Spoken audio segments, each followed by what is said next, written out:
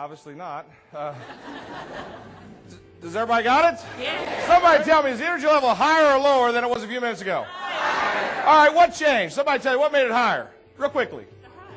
The hugs. Yeah, some of the guys were like, should I or shouldn't I? What else? What else made it?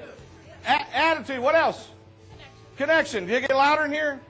Sure it did. There's a lot of things that happen, but I want you to know something. They're actually byproducts of the only one true thing that happened.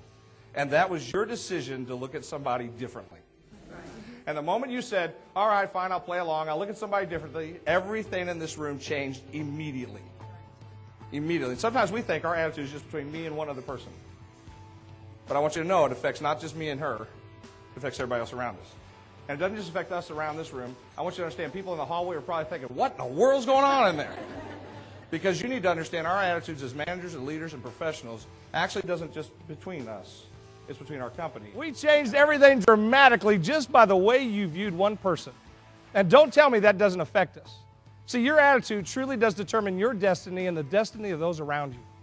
How many of you have ever been working before and your boss came in the door and you looked to check them out to see if they're in a good mood or bad mood?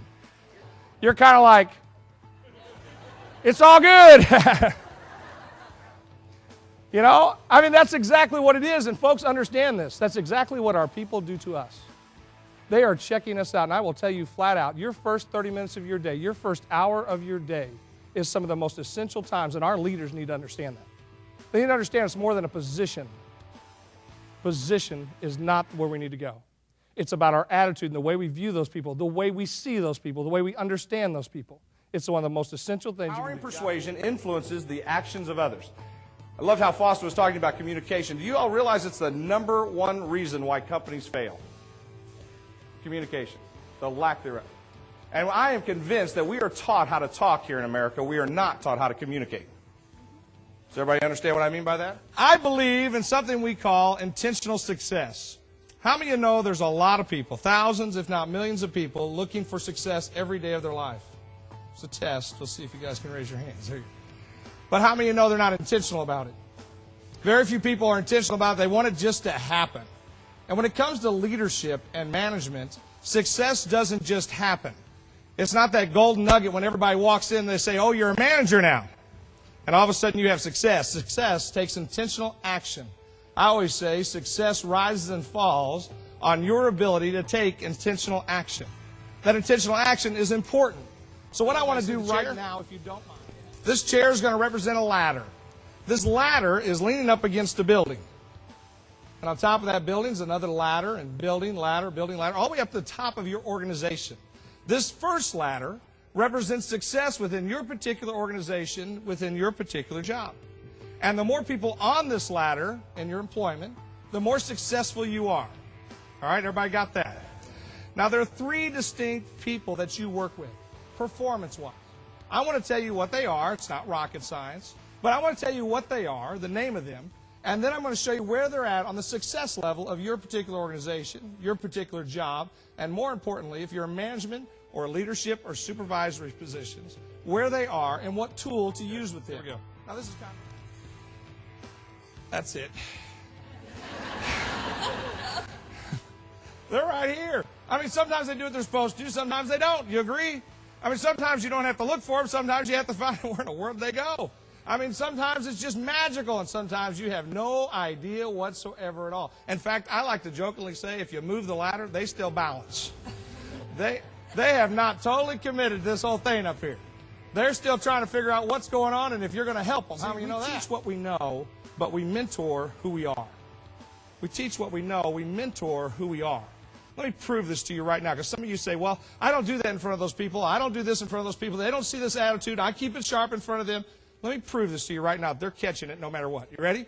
Show of hands now. How many of you have ever said, when you were growing up, I will never be like my mom or dad? Raise your hand. And how many since you've been older have learned at least one thing like your mom or dad? Now, isn't it interesting? They didn't tell you to do that stuff, did they? You just kind of picked up on it. Well, guess what? They're picking up on it too. Airports and walking out, and I walked out of that airport. And y'all been to San Antonio Airport, I'm sure. I walk out of the airport and they're doing all that construction. I walk out, and as soon as I walked out, I smelled that same tobacco smoke. And I immediately went from Mr. Confident to, oh my Lord, where's he at? I mean, how many know what I'm talking about? I mean, I literally almost could see the locker room and feel, I mean, I literally thought he was going to be there. I mean, I literally turned the corner to see who was smoking the pipe because I wanted to know. I'm bigger now. I can take care of myself. You know, I wanted to know who it was. It wasn't him. But anyway, it was a little old lady. But anyway, I wanted to see who it was.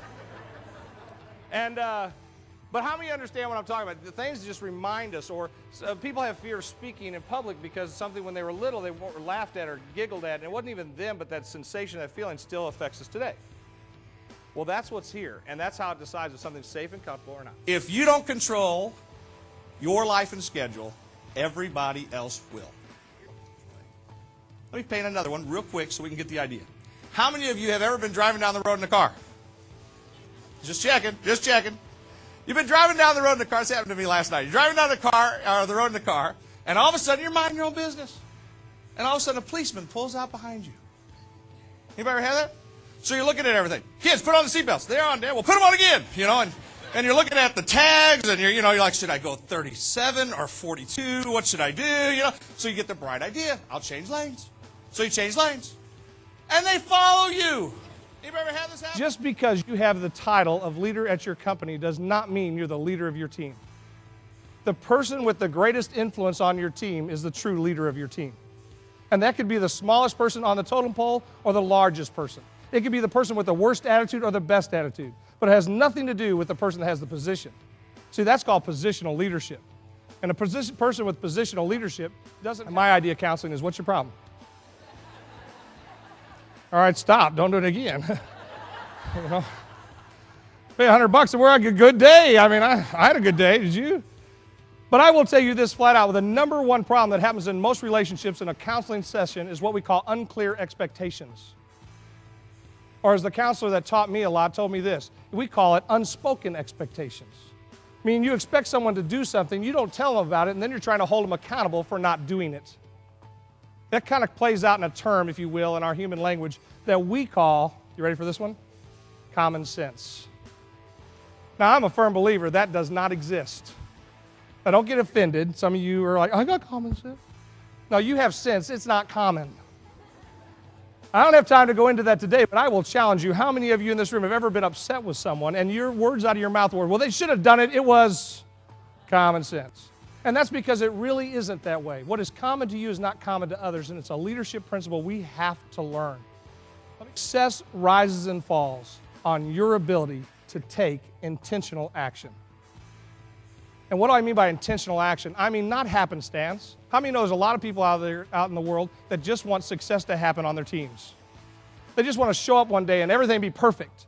Well, intentional action means we take the appropriate steps to get the appropriate results that we want. See, it just goes back to even to communication. We think the communication is saying the right things. But communication is not about saying the right things. Communication is about getting the right results. And if we are taking the intentional action we need, we will get the success that we want. And if we don't take the intentional actions we need, we won't get the success. So it's very... My name is Kevin Adams. I really appreciate your time. Thank you very much.